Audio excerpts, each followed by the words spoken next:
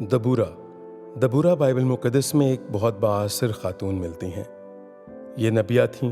ان کا ذکر قضات کی کتاب کے 4 اور 5 باب میں ہوا ہے۔ دبورا خدا کی آواز سنتی تھیں اور لوگوں سے اس کا بیان کرتی تھیں۔ یہ اسرائیل کے لوگوں کا انصاف کرتی تھیں۔ بائبل کے بہت سے عالم اس بات پر متفق ہیں کہ یہ لفیدوت کی بیوی تھیں۔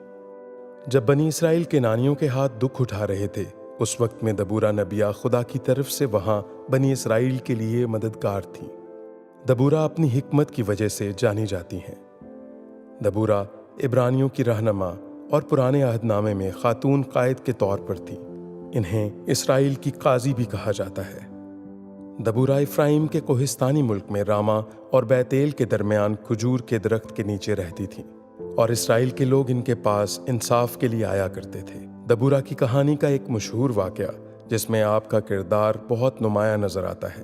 جب بنی اسرائیل کی افواج نے برق کے زیر سایہ کوہ تبور پر یابین کے لشکر کے سردار سسرا اور اس کے فوج پر فتح پائی، اس میں آپ نے برق کو ہدایت دی تو اس نے فتح پائی تھی۔ خدا کی ہدایت جو دبورا کو ملی تھی کہ 10,000 اسرائیلی سپاہی کوہ تبور پر لائیں، اور اس نے یہ بات برق کو بتائی۔ برق دبورا کو ساتھ لے کر جانا چاہتا تھا۔ اس سبب سے وہ برق کے ساتھ تو گئیں، لیکن آپ نے پہلے سے ہی برق کو یہ بتا دیا تھا کہ تجھے کچھ عزت حاصل نہ ہوگی، اور ایسا ہی ہوا۔ سسرا کو ایک عورت نے مارا۔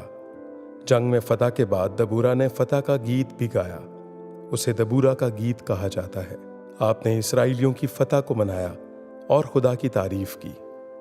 دبورا کی شخصیت سے ہم یہ سیکھ سکتے ہیں کہ جب آپ خدا کے ساتھ چلتے ہیں تو خدا آپ سے بات کرتا ہے۔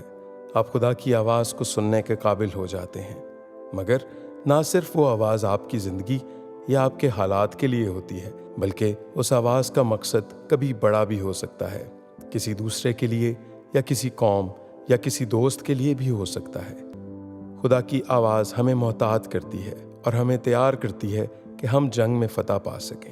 یہ واقعہ جو دبورا کی زندگی سے منسلک ہے، اس واقعے میں ہم جان سکتے ہیں کہ کس طرح خدا نے برق کو فتح دلائی، اور خدا کی آواز کے سبب سے کس طرح برق نے فتح پائی۔ دبورا نہ صرف خدا کی آواز سنتی تھی بلکہ لوگوں کا انصاف بھی کیا کرتی تھی۔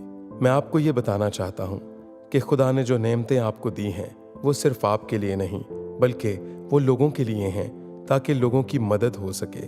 ان کے ذریعے آپ دوسروں کے لیے مددگار ثابت ہو سکیں، اور آپ کا اپنی نعمتوں کا یوں استعمال کرنا کہ دوسرے اس سے برکت پا سکیں اور دوسروں کی ترقی ہو سکے، یہ خدا کو پسند ہے۔